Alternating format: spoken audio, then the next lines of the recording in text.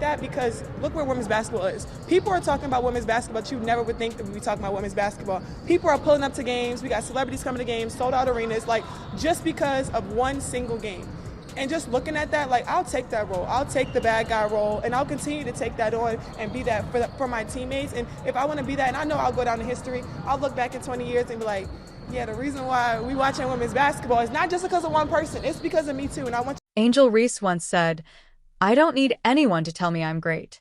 I already know I am." Well, somebody probably should have passed that message along to her fans. Because when she stepped into her much-hyped debut game, she was greeted by nothing. No cheers, no buzz, not even a nod from the janitor. The seats were as empty as a school gym on the first day of summer break. But here's the twist. Instead of letting that ghost town atmosphere kill her vibe, Angel Reese turned the silence into a full-on moment. What she did next, you won't see it coming. So, people are watching, not just because of one person. All right, but they're watching because of me too. Me too. They're playing at LSU. There are people right now, her fans. You know what? Her social media. And apparently, that moment meant pulling up to your first pro game and playing hide-and-seek with a crowd that never showed. You know it's rough when even the popcorn sellers start rethinking their career choices halfway through the game. The building was so quiet you could have held a yoga class in there. Calm, peaceful, and completely distraction-free. Mostly because there was literally nobody there to make any noise. Today, Angel Reese, girl, you're my angel, you're my darling. Folks, the Chicago Sky Game 1 of the preseason was underway last night. Angel Reese looked pretty good, but we're gonna get into that momentarily. On the negative side, Angel Reese fans, LSU fans, all of you who tell us, oh my God, what a... Meanwhile, in a completely different basketball universe, Caitlin Clark is out here shattering ticket sales, trending like she just reinvented entertainment and getting treated like the basketball version of Taylor Swift's Eras tour. Every seat packed, fans chanting her name, and cameras flashing nonstop, probably faster than Angel Reese's patience whenever Caitlin's name comes up. Finally, end the argument. End the argument that there is any sort of other needle mover that is even remotely close to Caitlin Clark in the WNBA.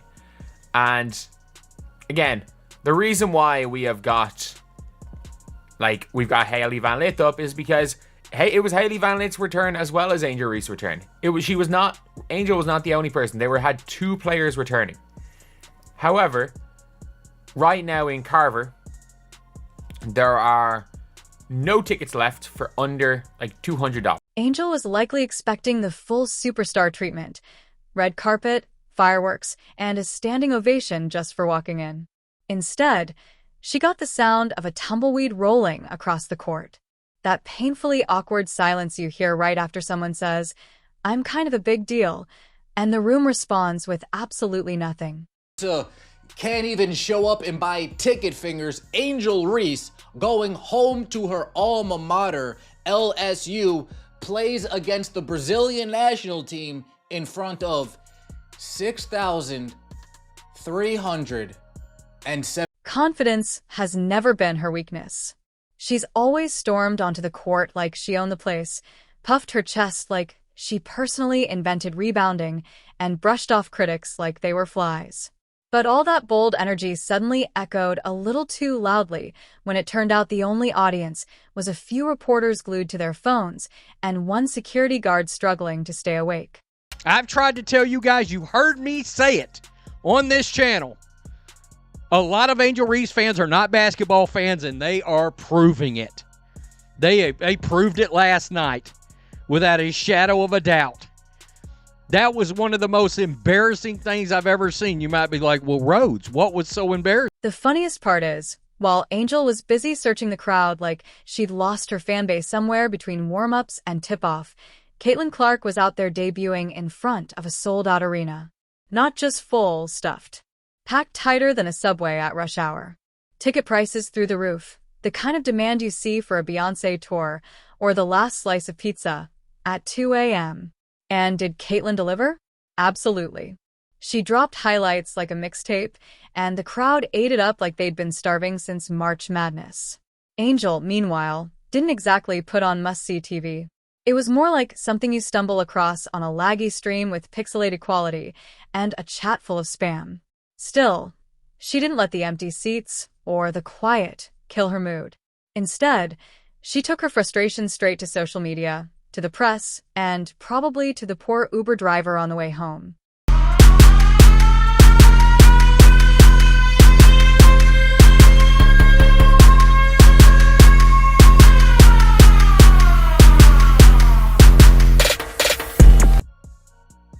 I don't want to hear ever again anyone ever tell me that there's anyone that's like Caitlin Clark in the WNBA. I don't ever want to hear it again.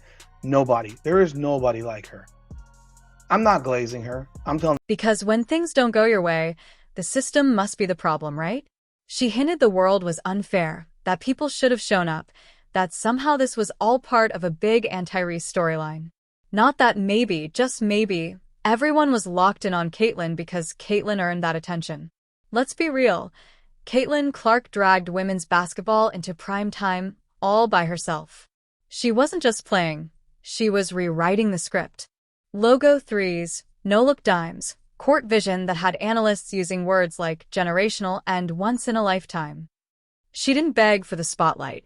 She owned it. While Caitlin was busy making history, Angel was busy trademarking her attitude. If Caitlin was building a legacy, Angel was building drama, eye rolls, finger waves, and post-game shade tossed like an old-school subtweet. They're getting that attention now. And I told you before that they'll have it sort of be like a reality TV. And that's what they're starting to give us. And we're paying attention. We're all tuned in. They're getting more attention than they've ever gotten before. And a part of it is Angel Reese. We cannot deny that. She was a part of it. Is she the part of it? No, that's Caitlyn. Caitlyn is the person who's the main factor. She's the top of the show. She's what everybody came to see. Naturally, her supporters, or whatever's left of them, started spinning the excuses. She was robbed. The schedule was against her. She's too real for the league. Sure. Because pro sports are famous for holding back talented, confident players who also perform. Reality check. Nobody's holding Angel Reese back. She's been riding the wave of one viral moment like it's a lifetime achievement award. The real difference between her and Caitlin isn't just skill, it's presence. Caitlin shows up, locks in, and lets her game talk. Angel shows up, shows off, and then looks annoyed when the applause doesn't follow. After the game, she looked like someone who just got ghosted before prom, quiet, frustrated, probably refreshing her phone like it owed her validation. Her "I'm still that girl" energy hit different when the only audience was a few reporters hoping the parking lot gates were still open. Talk about how much they're fans of Angel Reese, but they won't actually put in effort to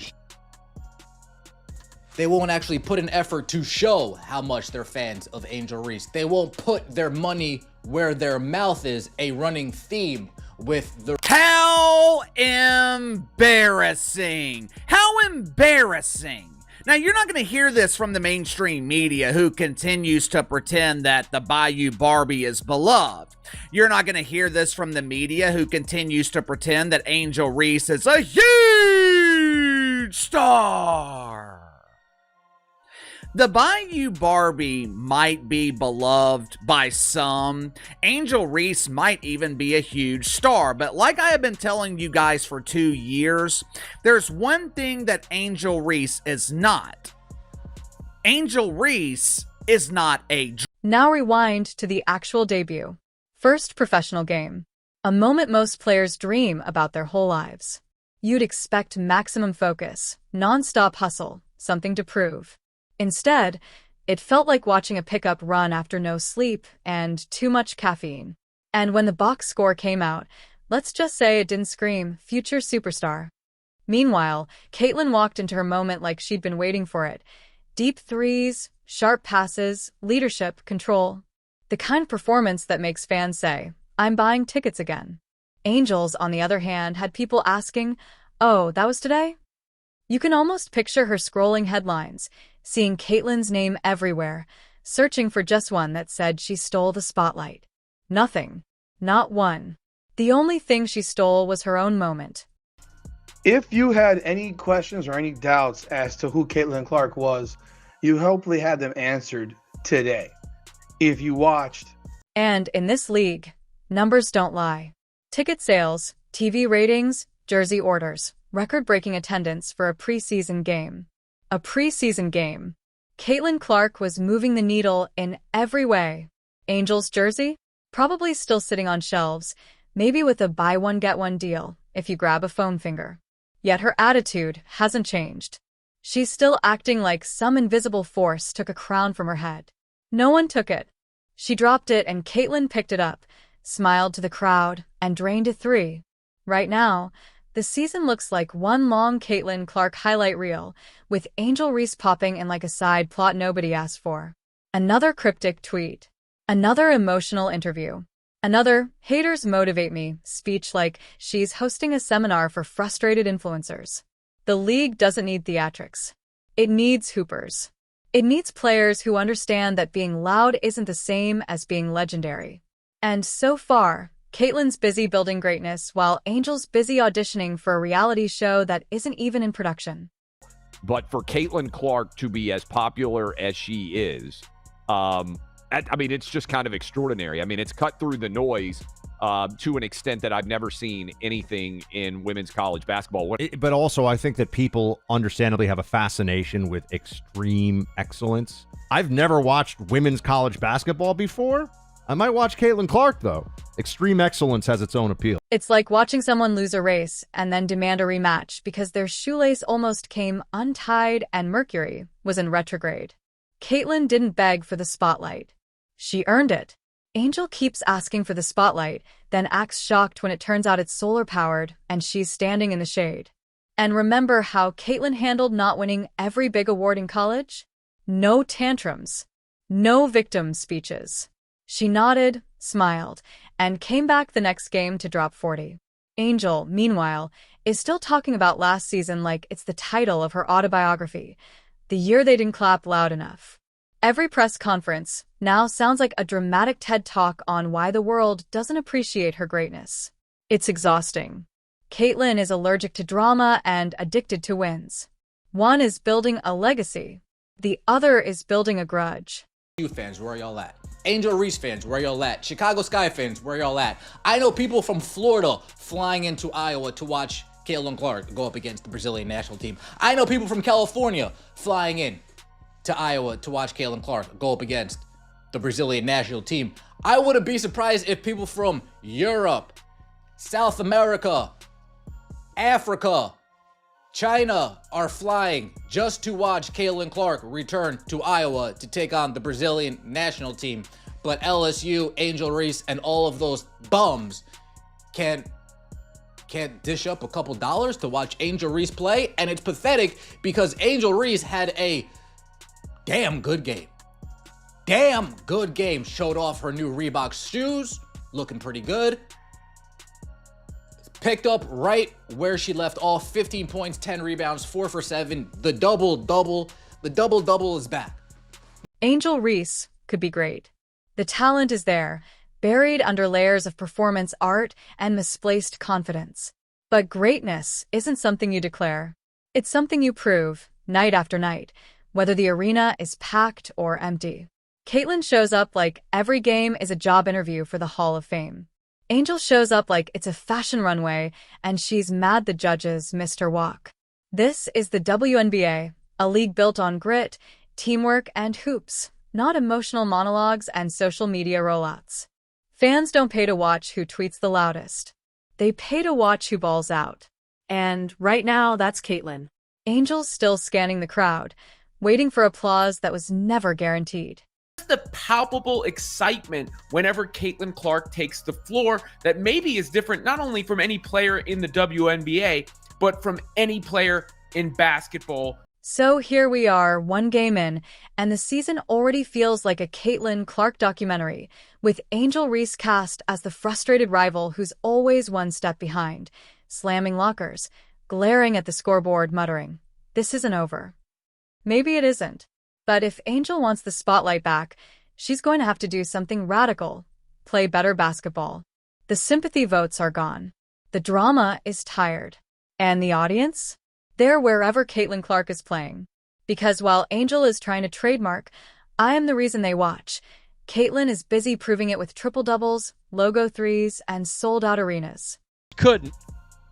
So this is what an actual crowd looks like. Chloe Peterson put this up. That is a sold-out arena.